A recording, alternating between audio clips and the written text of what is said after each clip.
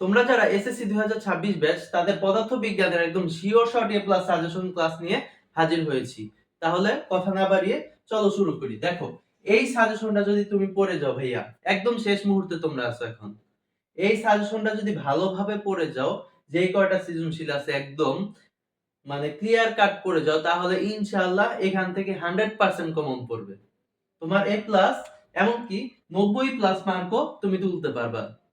তাহলে দেখো, সর্বপ্রথম গতি অধ্যায় থেকে আমি এই কয়েকটা সৃজনশীল দিয়েছি মাত্র। দেখো, তোমাদের যেই টেস্ট পেপার আছে ওইখানে প্রায় প্রত্যেকটা অধ্যায়ে 30, 40, 50টা করে সৃজনশীল আছে।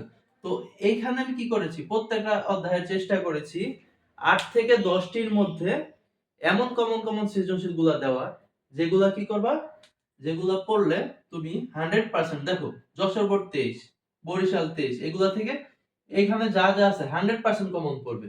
এর মধ্যে সবথেকে বেশি ইম্পর্টেন্ট একটা আছে, এটা হচ্ছে ময়মনসিংহ 24, এটা যে কোনো বোর্ডে আসবে।